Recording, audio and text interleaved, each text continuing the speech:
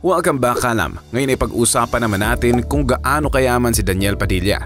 27 years old na ang box office king na si Daniel Padilla. Sa edad na ito ay masasabing isa si Daniel sa pinakamatagumpay na aktor sa kanyang henerasyon. Paano ba yumaman si Daniel? Ano ang kanyang mga naipundar? At paano siya humawak ng pera? Before showbiz, ang 26 years old actor na si Daniel Padilla ay mula sa kilalang angka ng showbiz. Siya ay bunga ng pagmamahalan ng dating magkarelasyon na sina Carla Estrada at Romel Padilla. Bata pa lamang nang maghiwalay ang kanyang magulang, kaya siya ay tinaguyod mag-isa ng kanyang ina. Inakala nga ng ibang tao na nanggaling siya sa isang mayamang pamilya, sapagkat mga kilalang personalidad ang kanyang mga magulang at ang mga kamag-anakan ni Daniel ay hindi may pagkakailang nakakaangat sa buhay. Ngunit sa isang panayam, inamin ni Daniel, bago niya naranasan ang lahat ng tinatamasa niya ngayong ginhawa, ay naranasan din ng kanyang pamilya ang maghirap. Bata pa lamang daw ay ilang beses na silang nagpalipat-lipat ng bahay. Nagtataka nga daw noon si Daniel kung bakit wala silang permanenteng tahanan. Ngunit hindi niya magawang tanungin ang kanyang ina kung ano ang dahilan. Nang mga panahong iyon ay ini-enjoy na lamang daw niya ang ganong sitwasyon sapagkat marami siyang nakikilalang tao sa kanyang paligid at nakakadiskubre siya ng mga bago sa lugar na kanilang nililipatan. Hindi naman ikinailan ni Daniel na dumating din sa puntong wala na silang makaing magkapatid at maranasan ang mawala ng kuryente. Naisip ng aktor na kailangan niyang gumawa ng paraan upang matulungan ang kanyang ina na nakita niya ang paghihirap sa pagtataguyod sa kanilang magkakapatid. Nangako raw siya sa kanyang sarili na hindi na mararanasan ng kanyang ina at mga kapatid ang hirap ng buhay. Lahat ay gagawin niya umano para sa ikagiginhawa ng kanilang buhay. Entering showbiz. Tadhana ang gumawa ng paraan upang matupad ni Daniel ang kanyang mga pangarap para sa kanyang pamilya. Tulad ng kanyang mga kamag-anakan sa mundo ng showbiz ay pinasok din ni Daniel ang larangang ito.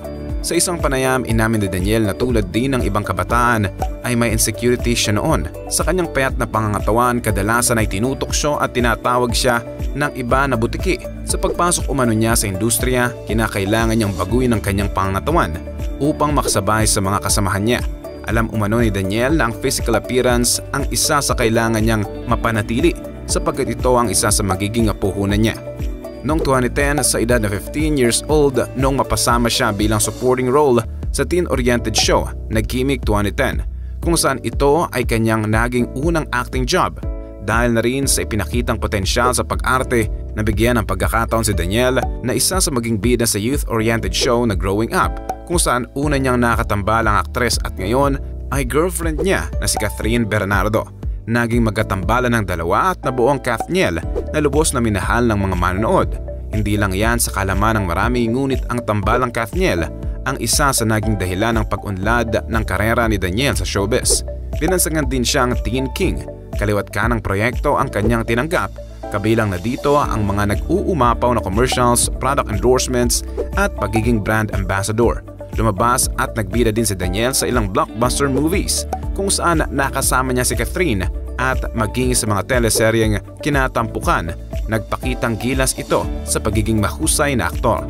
Maliban sa pag-arte, pinakita naman ni Daniel ang kanyang talento sa pag-awit kung saan naglabas siya ng mga awitin at albums. Naging matagumpay naman ang pagpasok niya sa concert stage na sinuportahan ng kanyang libu-libong tagahanga. Ilang mga parangal at nominasyon na rin ang kanyang natanggap mula sa iba't ibang kategorya at hindi maitatangging malaking halaga na ang kinita ni Daniel sa industriya. Daniel fulfill mom's dream house.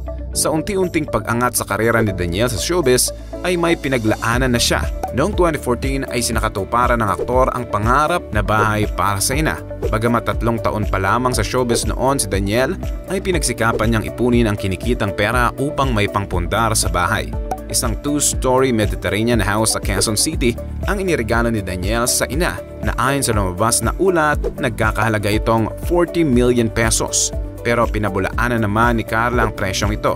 Ikinatuwa naman ni Carla na hindi kinakalimutan ng anak ang pangako nito na bibigyan siya at ang mga kapatid nito ng maayos na buhay. Sa isang interview ay inamin ni Daniel na ang bahay ay inilaan niya talaga sa kanyang pamilya at ang kanyang dream house ay sa future niya. Talent fee. Hindi lingid sa kalaman ng publiko na ang talent fee ng isang artista ay nakadepende kung gaano kakagaling, kasikat o kapopular.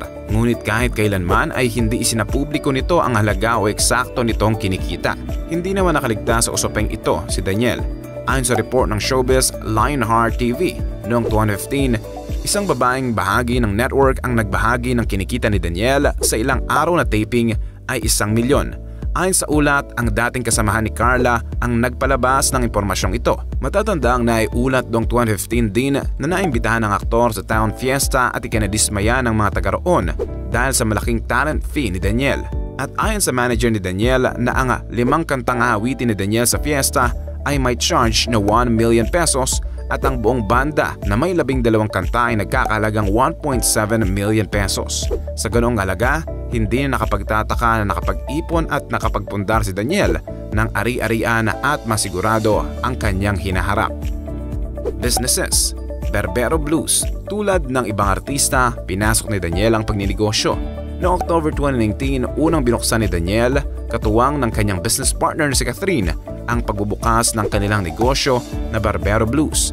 Ayon sa aktor, malapit sa kanya ang paggugupit kaya ito ang naisipan niyang gawing negosyo. May 2 branch ang business ni Daniel at Catherine sa SM North EDSA at SM Fairview. Co-owners ang ina ni Catherine na si Min Bernardo, kapatid ni Catherine na si Chris, si Tom Lau na stylist ni Daniel at Catherine, ina ni Daniel na si Carla Estrada at Armando Cruz, the best friend ni Carla. Aminado si Daniel na naapektuhan ng pandemya ang kanilang negosyo kung kaya ay nag-iisip siya ng bagong ideya upang mas mapaunlad pa ito.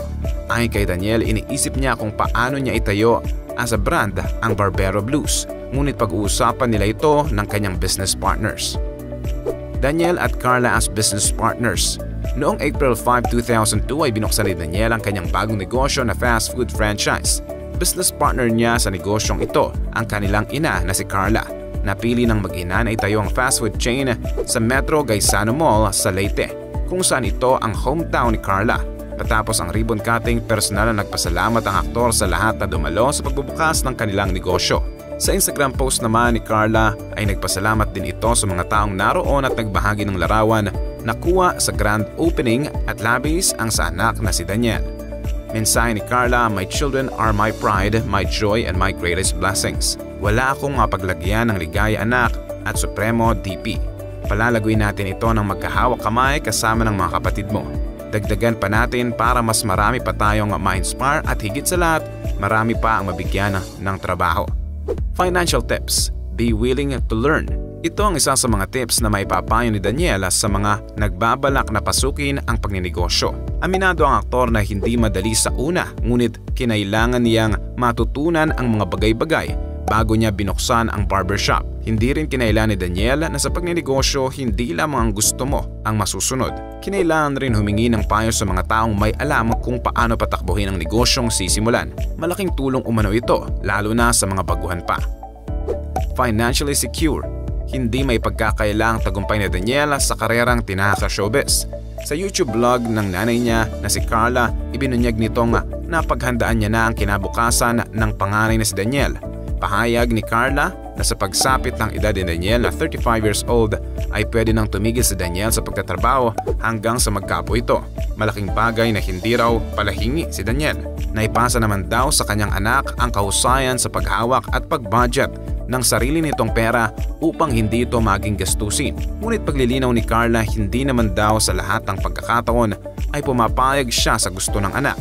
Sa edad daw ni Daniel ay nasa punto pa daw siya sa kanyang gusto ang bigay hilig, gaya ng mamahaling sakyan, pero alam niya na madiskarte sa pera si Daniel kaya magagamit niya ito ng tama.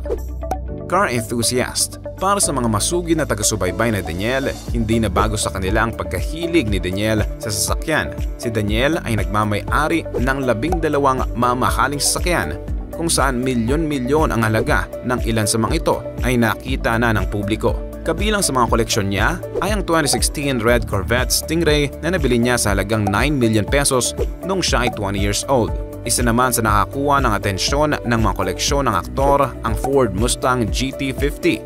Ang kanyang kotse ay replika ng Eleanor. Ito ay ang infamous car sa 1964 movie na Gone in 60 Seconds.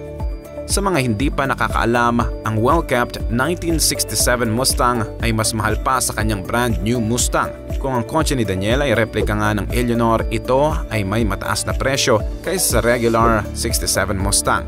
Ang muscle car ng aktor ay umaabot sa halagang 5 to 7 million pesos. Ilan pa sa mga nakakalulang kotse ng aktor ay ang Porsche 718 Boxster S, Lamborghini Huracan Spider 2018 at ang 1966 Pontiac GTO at marami pang iba. Pag-aari din ng aktor ang 2013 Black Dodge Challenger na binibenta niya ngayon ayon sa report sa mahigit 3 million pesos ang halaga ng naturang sasakyan. Daniel's plan to get married before 30. Sa tagumpay na tinatamasa ngayon ng aktor, hindi naman niya inalis sa isipan ang lumagay sa tahimik. Noong November 2020, sa isang panayam para sa kanyang digital concert, doon ay inihayag ni Daniel na gusto niyang magpakasal bago sumapit sa edad na 30 at ang gusto niya ay isang beach wedding. Ayaw na raw niya patagalin pa at umabot siya sa lagpas 30 kaya umaasa siya na sana'y okay ang lahat para matuloy ang nais niyang kasal. Isa rin sa nais ng aktor na maranasan ang makipaglaro sa kanyang future kids habang hindi pa siya nagkakaedad. Sinabi rin ni Daniel na dahil na rin sa pandemya, naging mature siya sa mga bagay at mga nangyayari. Sinisigurado din niya na makakapag-ipon siya ng sapat para sa hinaharap. Kalam, anong masasabi mo sa ating nakamamanghang topic ngayon? Humanga ka ba sa narating ni Daniel Padilla at kung ano ang buhay niya ngayon? Na-inspire ka ba nga magsikap na katulad niya? Antayin ko ang sagot mo sa comment section. Huwag mong kalilimutang i-like ang ating video at mag-subscribe ka na rin sa ating channel. At siguraduhin na panoorin ang next videos na siguradong magugustuhan mo. Ito ang inyong kaalam na nagsasabing, knowledge has a beginning but no end.